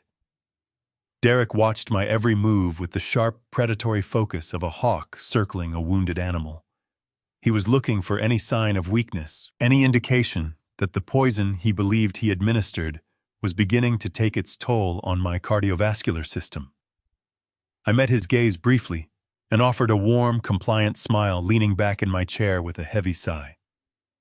"This looks absolutely incredible, Dad," Valerie said, her voice practically vibrating with happiness. She walked over to the table and took her seat beside Derek, placing a filled crystal wine glass directly in front of him. She reached out and rested her hand gently over his, intertwining her fingers with the man actively orchestrating her total destruction. "I cannot believe you've managed to prepare all of this so quickly. It smells just like the holiday dinners Mom used to make." I poured myself a tall glass of ice water from the crystal pitcher, ensuring my hand shook just enough to spill a few harmless drops onto the pristine white tablecloth. "I wanted to make this a very special evening for the two of you," I replied, keeping my tone soft and laced with artificial affection. "A major corporate merger is a profound accomplishment. It represents the foundation of your future together. I know I was stubborn this morning, but I want you to know that I fully support the path you have chosen." Valerie's eyes welled with bright, emotional tears. She picked up her crystal wine glass and held it high in the air, the ruby liquid catching the light of the chandelier. "Finally, Dad understands," she said, her voice thick with genuine emotion and blind gratitude. She looked at Derek, her expression filled with a sickeningly pure devotion, and then she looked back at me. To family, and to moving forward together into a beautiful new chapter. Derek picked up his wine glass, his lips curling into a sinister smirk. The look in his dark eyes was terrifyingly cold. It was the look of a man who believed he had outsmarted the world, a man who possessed the sinister knowledge that the elderly father sitting across from him was supposed to be dead in less than an hour. He raised his glass toward me, silently mocking my existence, fully convinced that I had already consumed the lethal dosage required to trigger the $5 million insurance payout. I slowly raised my glass of ice water, letting the cold condensation chill the skin of my palms. I looked directly into Derek's smug, triumphant eyes. I did not blink. I did not waver. I let the silence hang in the air for a fraction of a second, just long enough for the weight of the moment to settle heavily across the polished mahogany table. "To getting exactly what you deserve," I said, my voice dropping into a smooth, icy register that sent a microscopic ripple of confusion across Derek's arrogant features. The double meaning of my words soared completely over Valerie's head. She laughed brightly, ringing through the dining room like a fragile glass bell, and took a deep drink of her wine. Derek maintained his smirk, but his eyes narrowed slightly, trying to read the sudden shift in my tone. He took a sip from his glass, his gaze remaining firmly locked on my face. I brought the cold water to my lips and drank deeply, relishing the crisp taste of absolute control. I set my glass down and picked up the carving knife, slicing smoothly into the tender roasted meat. I served Valerie first, placing a generous cut onto her porcelain plate, and then I served Derek. He watched my hands, silently waiting for the expected tremors to worsen, waiting for my breathing to become shallow and ragged. He was waiting for the catastrophic structural failure he had paid a corrupt medical examiner to officially document. But my hands remained perfectly steady. I picked up my silver fork and began to eat. The dining room settled into a rhythmic clatter of silver against fine china. I chewed my food, slowly savoring the rich roasted flavor of the prime rib. It was tender, cooked to absolute perfection, a sharp contrast to the cold, poisonous reality sitting invisibly at the table. Valerie was talking animatedly about the future. She painted a vivid picture of luxury vacations, new investments, and expanding Derek's venture capital firm into international markets. She spoke of tropical islands and private charter flights, completely unaware that Derek had already booked those exact luxuries for himself and a woman she had never met. I nodded along to her enthusiastic rambling, offering a polite hum of agreement whenever she paused to take a sip of her dark red wine. Derek, meanwhile, was attempting to maintain his facade of a relaxed, victorious executive. He cut his meat with precise, deliberate motions, but I could see the rigid tension vibrating through his forearms. He chewed his food, but he was not tasting it. His dark eyes remained fixed on me. He was waiting for the first sign of a chemical reaction. He was waiting for my chest to heave, for my skin to pale, for my hand to clutch my heart in sudden, agonizing pain. He took another sip of his wine, hiding his anticipation behind the crystal rim. I took a calm, deep breath, letting the warm air of the dining room fill my perfectly healthy lungs.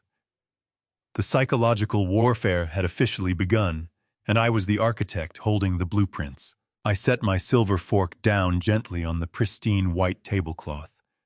The soft metallic click instantly drew Derek's attention. His eyes widened just a fraction, a brief flash of eager expectation crossing his features. He thought this was the moment. He thought the lethal capsule he had dropped into my pill organizer was finally dissolving into my bloodstream. I picked up my crisp linen napkin, wiped the corner of my mouth, and folded it neatly beside my porcelain plate. I did not collapse. I did not gasp for air. Instead, I leaned back in my heavy mahogany chair, folded my hands comfortably over my stomach, and smiled warmly at my son-in-law. Derek's brow furrowed almost imperceptibly, a microscopic fracture in his confident facade. I cleared my throat, making sure my voice carried a steady, resonant timbre that betrayed absolutely no physical weakness.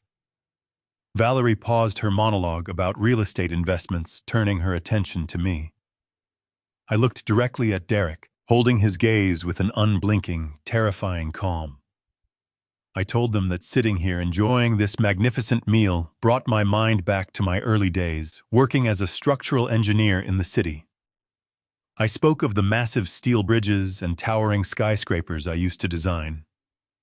I kept my tone conversational, nostalgic, playing the role of an old man eager to share a story from his youth. But every single word was chosen with deliberate, calculated precision. I was building a narrative trap right in front of him. You learn a lot about the world when you spend 40 years studying how things are put together, I said, my voice smooth and resonant in the quiet dining room.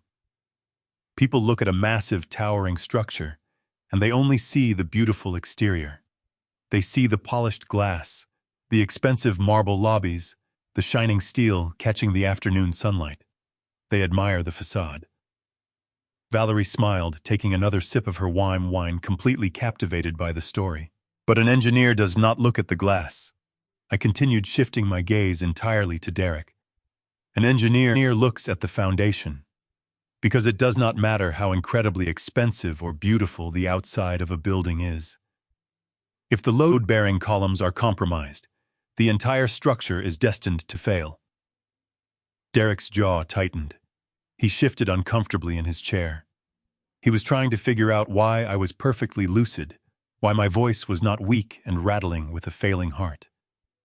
You know, Derek, a scam is just like a poorly built bridge, I said, delivering the words with a cold, piercing clarity.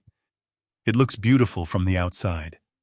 It looks like success and wealth and corporate mergers. But if the foundation is built on stolen materials, all it takes is one person pulling the right pin for it to crash down. The confident, arrogant smirk that had been plastered across Derek's face all evening finally wavered. The edges of his mouth twitched downward. His dark eyes darted across my face, searching for a trace of the frail, submissive old man he had slapped in the kitchen this morning. He found absolutely nothing. I watched his gaze drop instinctively toward his wrist. He checked his heavy gold Rolex watch for the third time in 10 minutes. The silent countdown in his head had already reached 0, yet his target was sitting comfortably across the table, analyzing him like a fascinating insect under a microscope. The confusion in his mind was beginning to curdle into genuine fear. Why was the poison not working? Why was I speaking with such absolute, terrifying authority, Valerie, completely oblivious to the silent, lethal war occurring across her dining table, laughed softly. "Oh, Dad, you and your engineering metaphors," she said affectionately. "Derek is not building bridges. He is building a financial empire. There are no stolen materials here." I smiled at my daughter, a smile laced with profound sadness for the devastation she was about to endure. "You would be surprised, Valerie," I replied quietly. "Sometimes the people who claim to be building an empire are actually just digging a massive crater using other people's money to line the bottom." I turned my attention to Derek. The silence was becoming incredibly oppressive for him. He picked up his crystal water glass, but his hand was shaking so badly that the ice cubes clinked loudly against the sides. He took a hurried gulp, trying to wet his suddenly dry throat. He was trapped in a psychological cage of his own making. He could not ask why I was not dying without confessing to his attempted murder. He could not leave the table without abandoning his carefully crafted alibi. I had to sit there and endure the mounting, suffocating pressure. A good engineer always knows how to find the hidden faults. I continued leaning slightly forward, closing the physical distance between us. Sometimes a corrupt builder tries to hide his deepest secrets inside the foundation itself. He thinks that if he buries his lies beneath the floorboards, beneath a false bottom, no one will ever find them. He assumes the people living above are simply too blind or too old to notice the ground shifting beneath their feet. Derek choked slightly on his water. His face lost all its color, turning a sickly ashen gray. The specific mention of floorboards and a false bottom had hit him with the force of a physical blow. He knew exactly where he had hidden his encrypted hard drive. He knew it was securely buried inside the gutted floor safe in my study. His flawless escape plan was permanently destroyed. Derek was frozen. His knuckles were white as they gripped the edge of the mahogany table. The air in the dining room had grown incredibly thin. He was frantically trying to calculate how much I actually knew and how much I was merely guessing. I could see his mind racing through his digital security protocols, wondering if it was physically possible for a 79-year-old man to have breached his encrypted sanctuary. He opened his mouth to speak, to form some kind of defensive lie, or perhaps to finally demand an explanation for my sudden shift in demeanor. But before a single syllable could escape his dry lips, a sharp, piercing sound shattered the heavy tension suffocating the room. The front doorbell rang. It was a loud, clear chime that echoed through the grand foyer and bounced off the hardwood floors. Valerie jumped slightly in her chair, startled by the sudden noise. She looked toward the hallway, a soft frown creasing her forehead. She placed her linen napkin on the table and looked at Derek, who was staring at the doorway as if a ghost were standing on the other side. "Are we expecting someone this late, Derek?" she asked, her voice tinged with mild confusion. "We did not invite any of your partners from the venture capital firm, did we?" Derek did not answer her. He could not. His vocal cords seemed to have completely paralyzed. He just stared at the empty hallway, a profound sense of dread washing over his features. The doorbell chimed a second time, louder and more insistent than the first. I picked up my crystal water glass, took a calm sip, and offered my daughter a reassuring nod. "Why do you not go and see who it is, Valerie?" I suggested smoothly. "It might be someone important dropping by." Valerie smiled, completely missing the dark sarcasm woven into my words. "I will be right back," she said brightly, pushing her chair away from the table and walking purposefully out of the dining room. Her heels clicked cheerfully against the oak floorboards as she moved toward the front entryway. The moment she disappeared from view, I turned my attention entirely back to my son-in-law. Derek was breathing rapidly now. His chest rose and fell in shallow, jagged motions. He looked like a man standing on a railway track, watching a freight train hurtle toward him at maximum speed, completely unable to move his feet. He glanced at his gold Rolex watch again, not to check on the poison he had administered, but to verify his rapidly collapsing timeline. It was 6:30 in the evening. He was supposed to be in absolute control of this environment. Instead, his meticulously crafted reality was fragmenting right before his eyes.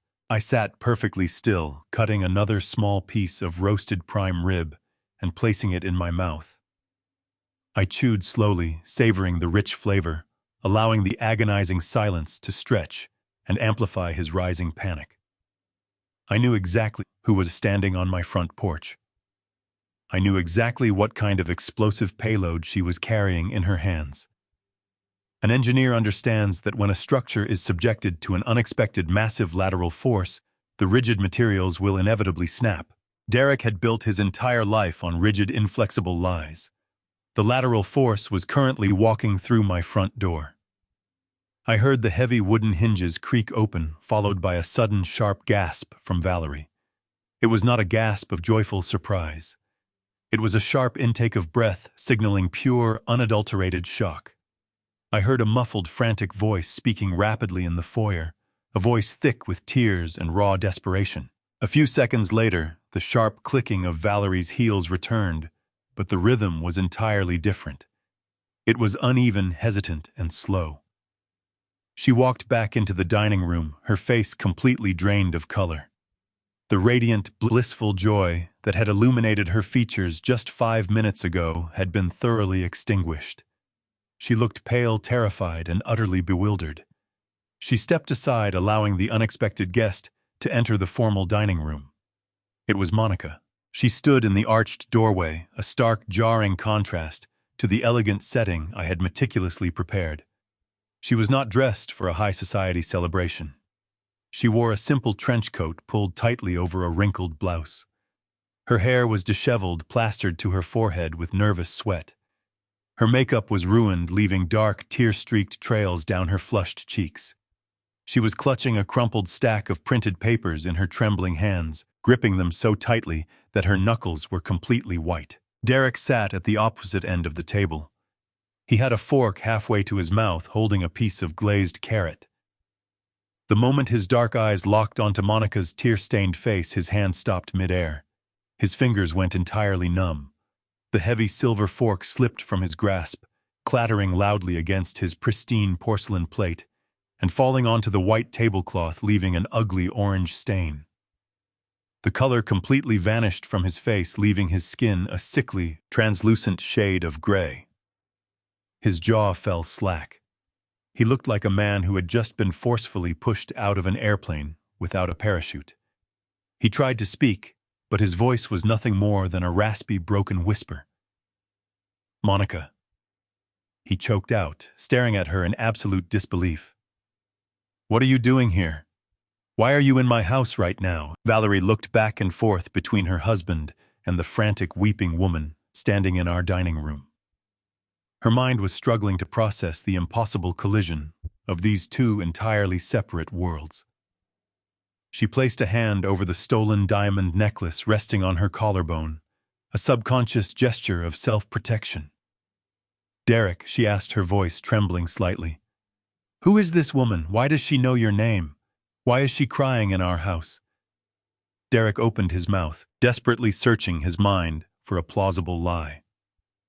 He needed a story, an excuse, a way to spin this catastrophic interruption into a misunderstanding. He raised his hands defensively, ready to weave another brilliant, manipulative illusion to pacify his wife. But he never got the chance to speak a single word. Monica did not give him the space to lie.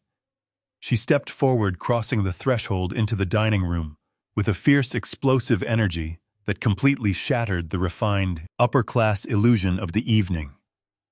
She did not even glance at Valerie. Her tear-streaked, furious eyes were locked entirely on her target.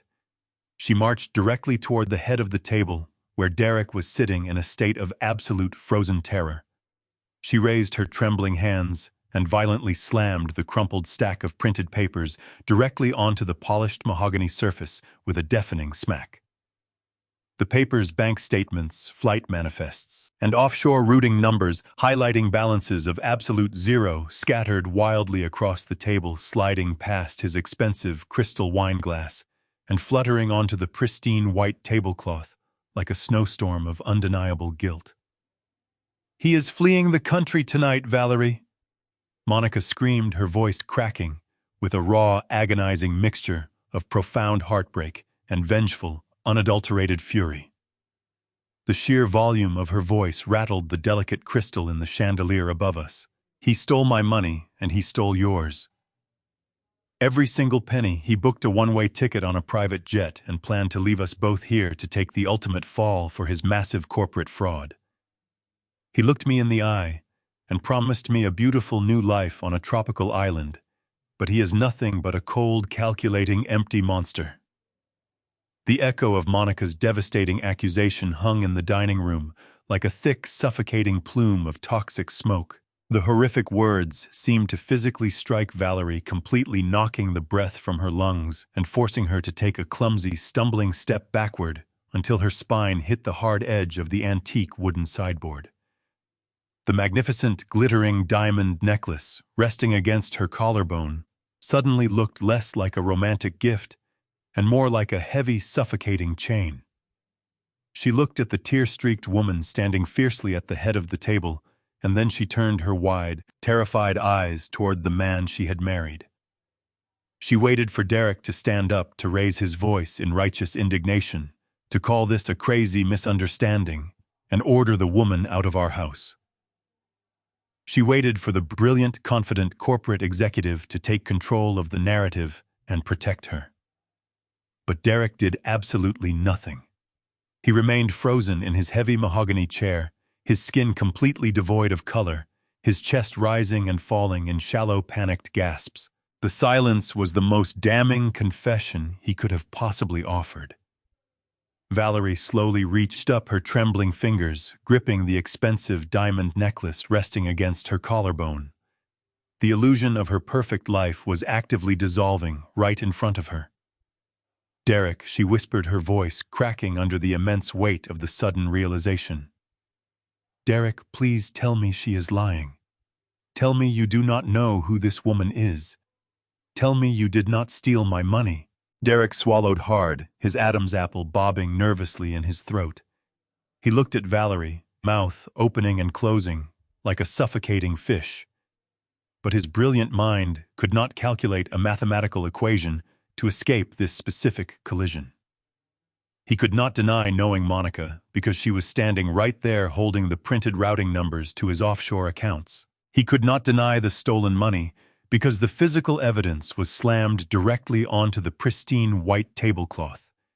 His meticulously engineered escape plan, the private charter flight, the non-extradition island, the perfectly timed poison, was completely and utterly destroyed.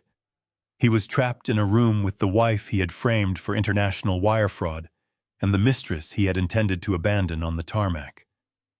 His eyes darted frantically around the room, searching for a single structural pillar he could still lean on. And that is when his gaze finally snapped toward me. He looked across the length of the dining table, his dark eyes wide with a sudden desperate expectation. He was looking for his final morbid saving grace. He was waiting for my chest to seize, for my face to turn a ghastly shade of blue, for the lethal dosage of medication he had slipped into my daily routine to finally take effect. He needed me to die right at this very second. He needed a massive, catastrophic medical emergency to distract the two furious women standing in the room. He needed the chaos of an ambulance, the frantic dialing of emergency services, the sheer panic of a sudden cardiac arrest, to provide him with the smokescreen required to slip out the front door and disappear into the night. But I did not give him the distraction he so desperately craved. I sat perfectly upright in my chair, my posture relaxed, my breathing steady and deeply controlled. I picked up my polished silver knife and fork, gently slicing another piece of the tender roasted prime rib I had prepared. I brought the savory meat to my mouth, chewed slowly, and swallowed, maintaining absolute eye contact with the man who had actively planned my murder. The stark, jarring contrast between the explosive emotional devastation destroying the women in the room and my terrifying, cold composure sent a visible shockwave through Derek's body. He gripped the edge of the mahogany table, his knuckles turning stark white, his mind entirely unable to process the physical reality sitting right in front of him. I was perfectly healthy. The timeline had expired, and his target was calmly eating dinner. "Why are you not?" Derek stammered, his voice dropping into a hoarse, ragged whisper as his panicked eyes flicked toward the small plastic pill organizer resting near my crystal water glass. He could not bring himself to finish the horrible sentence. He could not ask why I was not dying of a massive heart attack without officially confessing his crime in front of two crucial witnesses. I placed my silver cutlery down on my porcelain plate with a soft, deliberate click. I picked up my linen napkin, wiped the corners of my mouth, and offered him a slow, chilling smile. A smile completely devoid of warmth. A smile forged in 40 years of harsh Chicago winters and unyielding structural steel. "Are you waiting for something to happen, Derek?" I asked, my voice smooth, resonant, and projecting absolute authority across the silent dining room. Perhaps a sudden shift in my blood pressure. Perhaps a catastrophic failure of my cardiovascular system. Derek shrank back into his chair, his breathing growing ragged. I reached my hand deep into the front pocket of my trousers. The movement was slow, deliberate, and entirely captivating to the terrified man watching me. I pulled out the small sealed clear plastic evidence bag provided to me by Agent Wallace earlier this afternoon. Inside the sterile plastic rested the lethal blue capsule he had slipped into my organizer. "Looking for this?" I asked, holding the plastic bag up so it caught the warm golden light of the overhead chandelier. I tossed the sealed bag directly onto the center of the mahogany table. It slid smoothly across the polished wood, coming to a sudden stop right next to the damning bank statements Monica had thrown down moments earlier. Derek stared at the blue capsule trapped inside the plastic evidence bag, his entire reality completely shattering into absolute dust. His lips trembled, but no sound emerged. I leaned forward, resting my forearms on the table, closing the psychological distance between us. "I built this house, Derek," I said, my voice dropping into a low, dangerous register that demanded his total attention.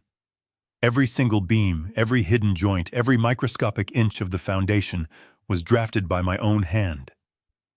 Did you really think you could pry up the oak floorboards in my private study drill through the locking mechanism of my concealed concrete safe and hide an encrypted hard drive beneath the false bottom without me knowing exactly what you were doing? The mention of his encrypted hard drive was the final devastating blow. The absolute final pin removed from his crumbling bridge.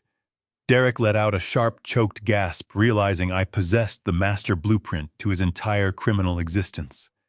He knew that if I possessed the physical drive, I had seen the forged signatures, the stolen trust funds, the massive scheme ledgers, and the chilling emails negotiating my death.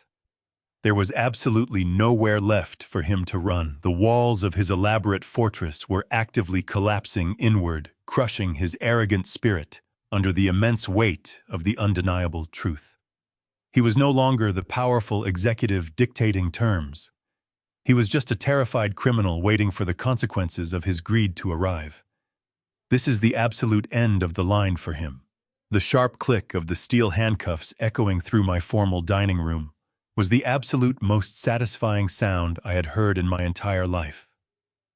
Agent Wallace moved with the swift, practiced efficiency of a man who had spent his career systematically dismantling fraudulent corporate empires. He secured Derek's wrists tightly behind his back, jerking him upward from the polished oak floorboards. The arrogant, touchable corporate executive who had stood in my kitchen just 10 hours ago and slapped me across the face was now completely gone. In his place stood a trembling, hyperventilating coward.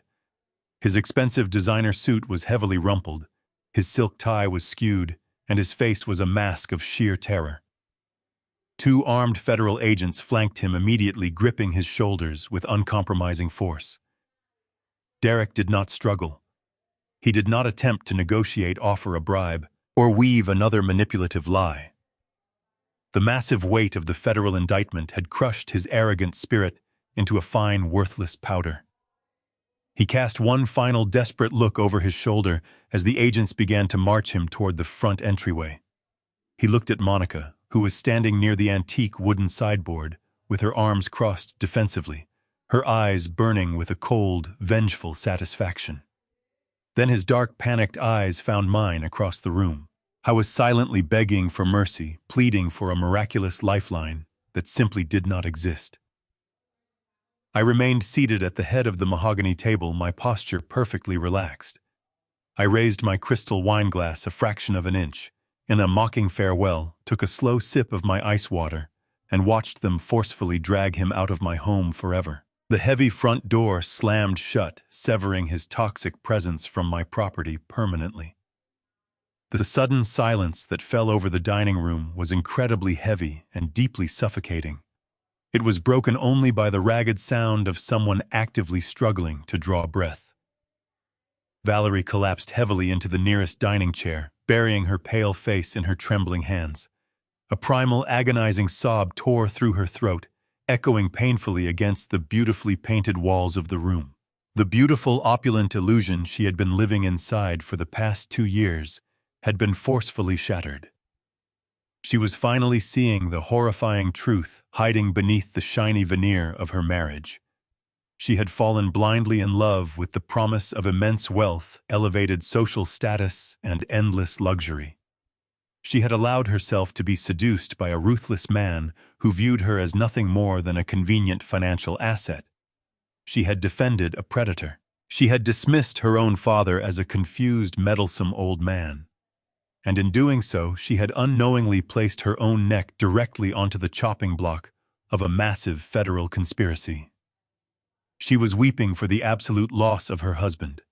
But more importantly, she was weeping for the terrifying realization of her own profound, blinding gullibility. Agent Wallace stepped forward, his leather shoes stepping precisely over the scattered, damning bank statements Monica had aggressively thrown onto the pristine white tablecloth. He looked down at my weeping daughter with a mixture of professional detachment and mild sympathy. "Valerie Winslow," he said, his voice cutting sharply through the thick, emotional haze filling the room. "I need you to listen to me very carefully right now." Valerie slowly lifted her heavy head, her face stained with dark tears and ruined makeup. She looked at the federal badge clipped securely to his leather belt, her entire body shaking with the absolute certainty that she was about to be escorted out in handcuffs right behind her fraudulent husband. Wallace held up a firm hand to stop her rapidly rising panic. "You are not under arrest tonight," he stated firmly and clearly. "Thanks entirely to the raw, encrypted digital data your father successfully provided to my division, this afternoon we were able to completely map the exact flow of the stolen capital. We have absolute physical proof that Derek systematically forged your signature on every offshore holding account and shell corporation he created. We know beyond a shadow of a doubt that you were not a willing participant in this massive embezzlement scheme. You were a designated, targeted scapegoat." Valerie let out a shuddering gasp, dropping her head back down to the mahogany table in profound relief. But Wallace needed to deliver the harsh reality of her current situation. "You are completely cleared of all criminal conspiracy charges." He continued, his tone turning exceptionally grave. "You will not face federal prison. However, the financial devastation is absolute. Every single dollar in your personal trust fund has been drained and laundered. The luxury vehicles, designer jewelry, and secondary properties purchased with those stolen funds will be seized and liquidated by the federal government to compensate the defrauded investors. You are waking up tomorrow morning with absolutely nothing. You are completely, undeniably broke." Valerie nodded slowly, the fresh tears spilling quietly onto the polished mahogany wood. She reached up with trembling, unsteady fingers and unclasped the heavy, expensive diamond necklace from her throat. She let it slide from her skin, dropping the stolen jewelry onto the table with a dull clatter. The symbolic heavy weight of her greed had finally been removed. I watched my daughter break down, but I did not stand up from my chair. I did not rush over to wrap my arms around her shaking shoulders. I did not offer soft, comforting words or promise her that everything would magically be all right in the morning. An engineer knows that when a building suffers a catastrophic failure, you cannot simply paint over the cracks and pretend the foundation is secure. You have to clear away the dangerous debris and let the underlying ground settle completely before you can attempt to rebuild. Valerie needed to sit in the uncomfortable wreckage of her incredibly poor decisions. She needed to feel the sharp, biting sting of reality piercing her skin. If I rushed to rescue her, she would never learn the essential lesson. Agent Wallace turned his attention to Monica, speaking to her in a quiet, reassuring tone. He instructed her to follow him back to the federal field office to provide a formal statement regarding the accounts. Monica nodded, her face pale but resolute. She looked at me one last time, offering a silent, deeply grateful nod for sparing her from a lengthy prison sentence.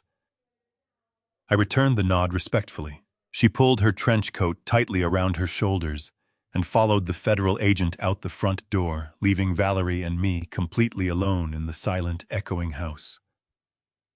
I stood up slowly from the dining table, my joints aching slightly from the immense adrenaline of the evening. I walked over to the front entryway and firmly turned the heavy brass deadbolt, locking the door with a loud, satisfying click. I was physically locking down my property, permanently evicting the dangerous ghosts of Derek's toxic presence from my sanctuary. I walked back toward the kitchen, passing my weeping daughter, without saying a single word. The house was mine again. The foundation was secure. The predators had been systematically eliminated. I had successfully defended my legacy, and I delivered absolute, unwavering justice right in the center of my own dining room. 6 months have passed since that defining evening in my dining room. The harsh, biting winter of Chicago has slowly melted away, surrendering to the gentle, thawing warmth of a bright spring season. The transition of the weather mirrors the profound shift inside my own home. The suffocating, toxic tension that once clung to the painted walls and polished oak floorboards has been thoroughly eradicated. My sanctuary is quiet once again, but it is no longer the isolated, vulnerable silence of an elderly man waiting for the end. It is the deep, resonant peace of a securely fortified fortress. I sit on my front porch every morning with a hot cup of black coffee, listening to the familiar sounds of the neighborhood, waking up knowing that the structural integrity of my life is completely unassailable. The federal justice system moved with a swift and merciless efficiency that Derek never anticipated. He had built his entire criminal empire on the arrogant assumption that he was the smartest person in any room. But when faced with the raw, unencrypted data from his own hidden hard drive, his highly paid defense attorneys advised him to surrender immediately. The trial was a brief, humiliating spectacle for a man who used to pride himself on invincibility. Monica, the woman he had meticulously planned to abandon on a dark airport tarmac, became the prosecution's absolute most devastating weapon. She took the witness stand and testified against him with a cold, unwavering precision. She detailed his offshore accounts, his fraudulent shell companies, and his desperate, frantic escape plan. Because of her extensive cooperation with Agent Wallace and the federal investigators, she was granted full immunity from criminal prosecution and managed to recover a small fraction of her stolen funds. Derek received no such mercy. The federal judge, repulsed by the sheer magnitude of his financial crimes and the chilling reality of his attempted murder plot against me, handed down a maximum sentence. Derek is currently serving 25 years in a maximum security federal penitentiary. He will be an old, broken man by the time he ever sees the outside of a concrete cell again. His expensive Italian suits have been permanently replaced by a standard prison uniform, and his arrogant smirk has been entirely erased. Valerie's journey has been an incredibly painful but absolutely necessary process of total demolition and gradual reconstruction. When the federal authorities seized every single asset tied to Derek's fraudulent enterprise, my daughter was left with nothing but the staggering mountain of corporate debt he had strategically placed in her name. The luxury vehicles were repossessed. The designer clothing and expensive jewelry were confiscated and liquidated. She was forced to confront the horrifying reality that her entire identity had been built on stolen money and lethal lies. Many fathers in my financial position might have immediately stepped in to rescue their grieving child. They might have quietly paid off the crushing debts, bought her a new car, and shielded her from the harsh consequences of her profound gullibility. But I am a master structural engineer, and I understand the fundamental laws of rebuilding a collapsed structure. If you simply cover a damaged foundation with fresh concrete, the building will inevitably fail again the moment it faces external pressure. Valerie needed to understand the true cost of her blind ambition. She needed to learn the value of honest, grueling labor. She now occupies the small guest room at the end of the second-floor hallway. Every morning at 6 o'clock, long before the sun rises, she walks 4 blocks to the public bus stop. She secured an entry-level administrative job at a local logistics firm, working long, exhausting hours, filing paperwork, and answering telephones. A significant portion of her modest monthly salary is automatically garnished to slowly repay the massive financial obligations Derek abandoned her with. Her hands, once perfectly manicured and adorned with stolen diamonds, are now dry and calloused from actual work. She is exhausted, she is profoundly humbled, and she is slowly learning how to survive in the real world. I do not bail her out, and I do not offer to pay her debts. I provide her with a safe roof over her head, warm meals, and a quiet, structured environment, but I am forcing her to carry her own weight.